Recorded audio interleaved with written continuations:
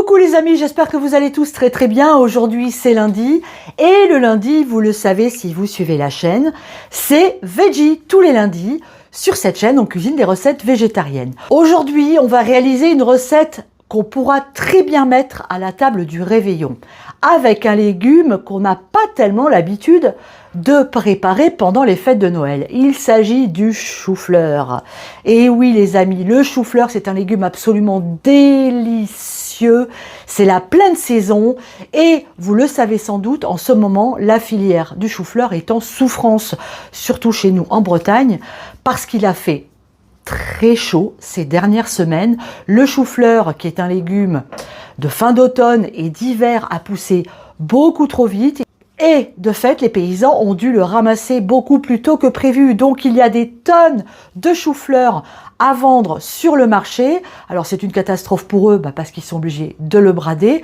Mais c'est bien pour vous parce qu'il est beaucoup moins cher que d'habitude. Alors les amis, écoutez, vous savez quoi? Si on achète tous un chou-fleur pendant les fêtes, on peut sauver la filière ensemble. Personnellement, j'en mange toutes les semaines, mais vous, écoutez, faites un effort, achetez un chou-fleur, faites-vous plaisir et vous allez voir que la recette qu'on va faire aujourd'hui, elle est très étonnante et absolument délicieuse. Alors n'oubliez pas également que dans notre livre « Je cuisine les légumes de mon potager », il y a aussi des recettes de chou-fleur. Faites-vous plaisir, il est en vente sur notre site internet.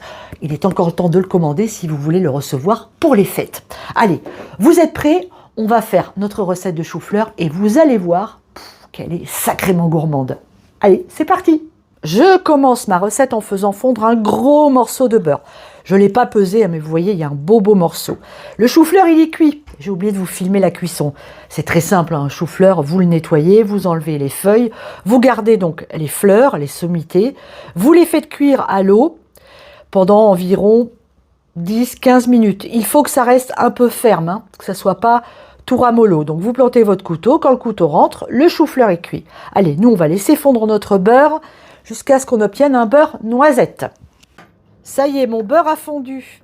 Je vais maintenant venir ajouter de l'ail que j'ai haché très finement. Et je vais laisser revenir tout ça pendant une petite minute.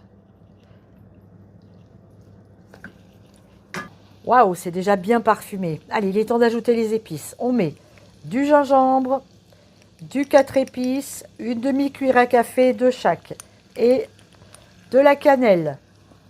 On remélange.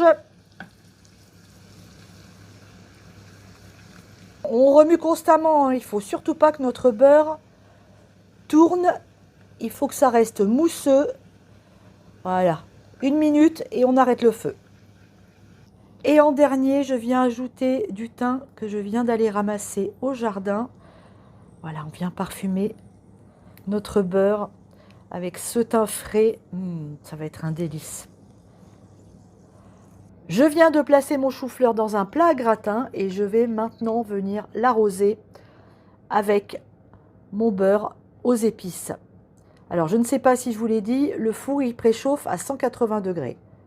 On arrose bien notre chou-fleur.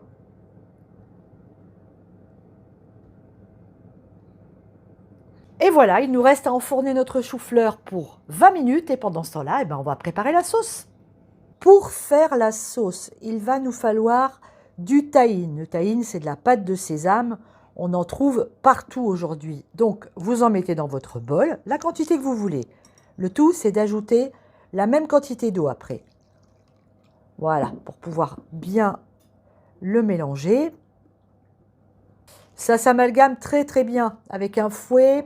Ensuite, on ajoute le jus d'un demi-citron. Pour finir, on vient ajouter une gousse d'ail et un tout petit filet d'huile de sésame. On remélange et notre sauce est prête. Voilà les amis, comment on peut sublimer un légume tout simple, un légume pas cher, un légume de saison en un repas de fête. Cette recette est idéale évidemment pour tous les végétariens, mais également pour les carnivores parce qu'elle accompagnera parfaitement une volaille ou un gibier. Alors, il nous reste à le goûter ce chou-fleur, mais d'abord, regardez-le comme il est beau à la sortie du four. C'est vraiment extrêmement appétissant. Là, je l'ai présenté dans une assiette pour faire une jolie photo. On en prend un petit peu, on le trempe dans la sauce et on déguste.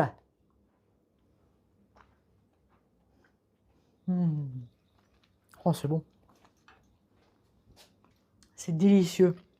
La sauce au tahine amène vraiment une explosion, mais le chou-fleur tout seul comme ça est déjà absolument délicieux. Voilà les amis, c'est fini pour aujourd'hui. Bah oui, je sais, ça passe vite, hein. Allez, achetez du chou-fleur, pensez-y. Nous, on se retrouve très très vite pour une autre recette de fête. Vous allez voir, on va encore se régaler chez Popote et Potager. Bisous à tous, ciao. C'est bon.